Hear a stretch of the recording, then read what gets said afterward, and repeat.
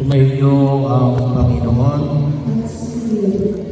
Sa mga araw na nakalipas, aking pinagbigay-bigayan muna ang patutubo ni Juan Bautista at ang patutubo ni Jesus sa pamagitan ng kanyang gawa bilang pagsunod sa kalooban ng Diyos. Pangalawang araw ay pinagnilay-nilayan natin ang pagliligtas ng Diyos ay ang pagliligtas ng Diyos sa lahi ang nais niyang iligtas hindi lamang ang individual. Kahapon ay pinagnilay-nilayan natin ang mahalagang pagkilos at pagtugon ni Maria at ni San Jose. Ngayon ay ang paanyaya ng buong may kapal kay Elizabeth at Zacarias, kay Manoah at sa kanyang asawa. Yung pagkilala, higit sa lahat, yung kahalagahan ng biyaya na ipinagkakaloob ng Diyos sa ating mga panalangin. Kaya nga po yung insenso, si Zacarias ay nagdadog ng insenso bilang pari. So, para mas mga Israelita ay may asawa at may mga anak ang mga pari sa mga Hudyo. Sapagkat binibigyan nila ng pagkapatay sa lahat ng anak. Bahagi yun. Kaya nga ang pagkakataon, yung anak ay hindi lamang yung may maiwanang yun ang pinakamahalagang legacy na may iwan mo sa daigdig na ito, na magkakaroon ng masasabi natin magpapatuloy ng iyong higit bilang tao sa daigdig na ito. Yun ay napakahalaga sa mga Israelita at siguro sa bawat lahi, kasi yun ang pagpapatuloy ng lahi. Pero hindi lamang sa lahi, it is also a survival of a nation. Kaya yung Japan at yung South Korea ay ilan lamang sa mga bansa, sabi nga nanganganing sapagkat kinakailangan daw na magkaroon ng average of 2.3 para yung isang bansa ay makasurvive sa susunod na henerasyon. Kapag yun ang ratio ng mga anak, kapag less than 2.3, ibig sabihin ay mas marami yung magiging matanda. Kakaunti yung mga susunod na henerasyon, hindi nila kakayanin na i-sustain ang mga magagandang henerasyon kasi kakaunti yung susunod na workforce. Kaya mapahagi yun na makita. Kaya yun, yung ang average na ratio sa ayon sa mga dalubhasa, 2.3. Kaya mahalaga rin yung mga anak, hindi lamang sa inyong lahi, sa inyong pamilya, ngunit yan ay makatutulong sa lipunang ginagalawa. At yun yung nais ng iba kung bakit nga mag-aasawa. Isa yun sa mga mahalagang elemento ng buhay ng asawa, pagkakaroon ng anak. So bahagi ko na nakita natin sa banal na kasulatan ang dalawang mag-asawa na pinagkalooban ng Diyos ng anak. Si Manoah at ang kanyang asawa, hindi pinanggit sa pangalan, at si Elizabeth at si Zacarias. Pagkakataon na kung saan, sabi na natin, yun ang kaakibat na panalangin. Yan po yung insenso. Yan ay simbolo ng panalangin. Bahagi o kalimitan na ginagamit natin yung insenso. Kasi yan ay biblical sa panalangin.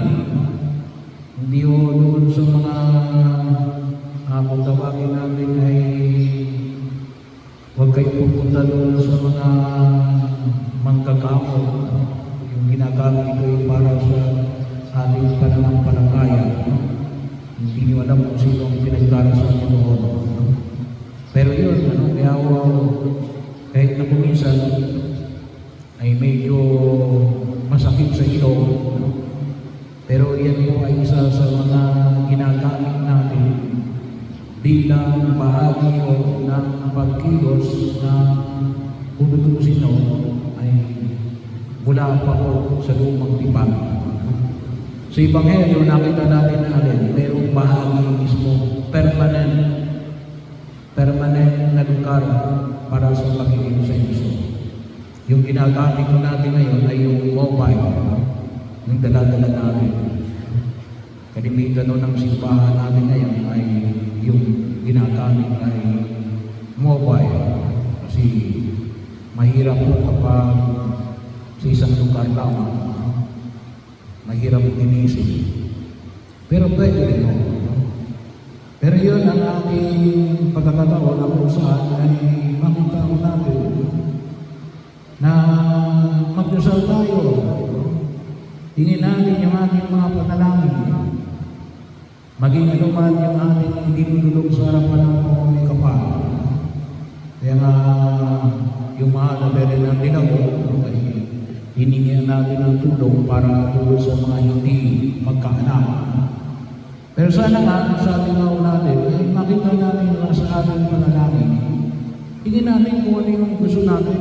Pero kalimitan o sana makita natin katulad ng karanasan ng asawa ni Manoah at ni Zacarias ay alin? Ay sa huli, isasama natin ang alin? Ay sang-ayon sa iyong kagustuhan. Kung ano yung gusto mo, Panginoon. At nakita natin dito, na gusto naman ng Panginoon na sila ay magkaanak. Kaya lang, sabi nga, sa panahon na itinalaga ng Diyos. In God's time. Yun ang medyo hindi na paniwalaan ni Zacarias. Kaya siya ay ginawang tibi. Kasi siguro magdadrive, bakit pa sa panahon ng katandaan ay bahagi yun. Kaya kinakailangan palagi namin sa ating panalangin. Ay palagi yung kababaan ng kalooban na alin, nakasama mo sa ating hinihiling ay sa panahon na nais mo, Panginoon. At kung ano yung nais mong ibigay sa akin. Kaya napakahalaga ko yung ganong klase ng mentalidad at kalooban. Huwag tayo humingi na parang demanding. Panginoon, gusto ko ng ganito. Kinakailangan sa huli. Panginoon, ito yung gusto ko.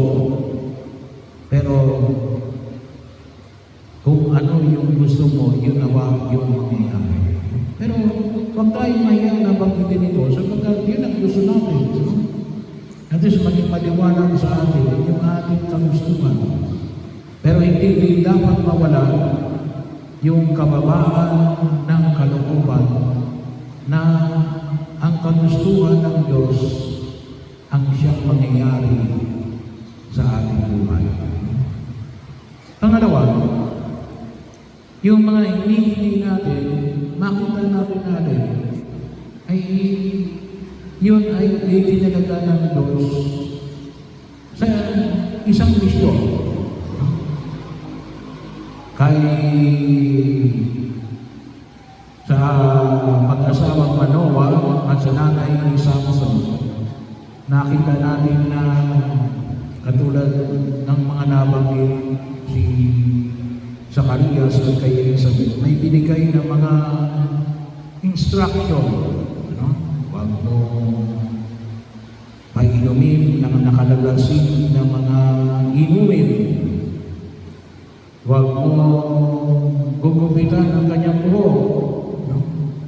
So, well, hindi po yun nagpapahayag na yun ay yung kung tawagin natin ay requirements, pero yun ay makatutulong sapagkat mayroong misyon na gagampanan yung kaganapan ng kahilingan na yun. Kay Manoah sa kanyang asawa, sa pagkakaroon nila kay Samson, ay yun ang magtatanggol sa bayang Israel mula sa mga Filisteo. Kung tawagin natin na yun ay Palestine, mga Palestinians. So, bahagi rin kaya yung away ng mga iyan ay taon na ang nakalilipas, libong taon na.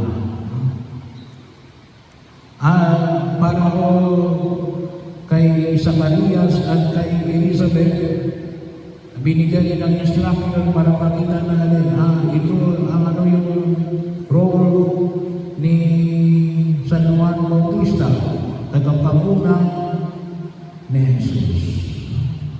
So, yung mga bagay na pinagkaloob sa atin, yung ating mga hinihiling, hindi lang para pasiyahin tayo.